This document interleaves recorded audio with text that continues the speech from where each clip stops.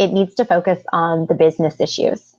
It's not about the historic wronging of people or how damaged some populations are by broken systems. Instead, it's about lowered operating costs, improved member experience and market growth, winning the war for talent, better product innovation, maybe compliance. Your business case needs to invoke action, use metrics, and justify the investment. So a few components that you must have in a business case. First, the scope and boundaries. Your business plan needs to lay out who this is going to impact and draw resources from, the time that needs to be invested, and what actions will come from it. You may consider beginning your business case with something smaller, an actionable strategy that you can build from, instead of trying to put this whole elephant forward all at once. To look at it again, consider maybe making a business case that's just based on one action that could generate results in a key business area. So let's say you could look specifically at employee career path development, for example, and you build the case for implementing an organization-wide strategy that defines which departments of leadership levels would be engaged with creating the plan, how long it would take, which departments or levels would undergo training, how long that training would take, the number of employees who might be included in the career path planning, and then creating this clarity around the investment can hopefully make it easier to get early support and therefore early wins to move forward. So continuing to build this out and using this idea of the career path planning, now you're going to outline the costs and benefits of this career path effort. So the cost might include the actual added expenses of introducing a new program, as well as the cost of not implementing the program. So here's a place to look at reduced costs, savings on turnover, for example, or avoided expenses. Maybe if you're an organization that has some challenges with discrimination lawsuits, for example, this career path program can be a way to overcome that.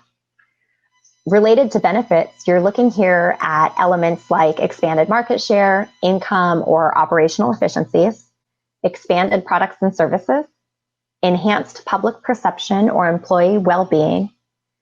And again, with this specific example of employee career pathing, you might be looking at improved employee satisfaction, likely some image enhancement. Maybe you're going to be named to a great place to work in your community.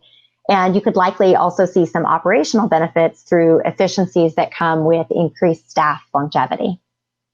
Using different scenarios is an excellent way to make the case for costs and benefits.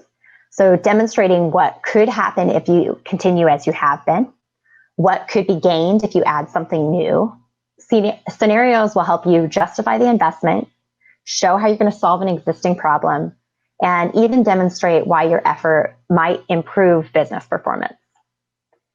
An effective business case will always lay out the return on investment and make it really clear if we spend this much money, we can expect to get this much back in return.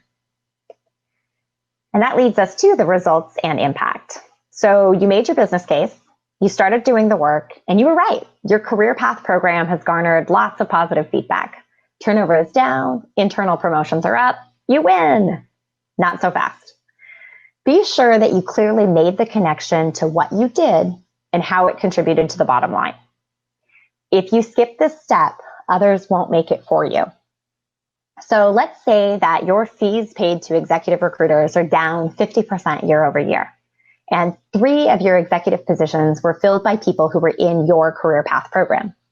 Super easy to claim those savings as a direct result of your DEI strategies, right? Now you can use those results to make your next business case. The next time it might not be as obvious. So for example, let's say you start an employee resource group for Black employees and you bring in a community partner to talk about Black-owned business needs. When that partner makes you their endorsed business lender in the community, make sure that those lending results are also tracked back to your DEI strategy, and that this is positioned as a long-term business shift that gets better results maybe than going door to door with business development effort.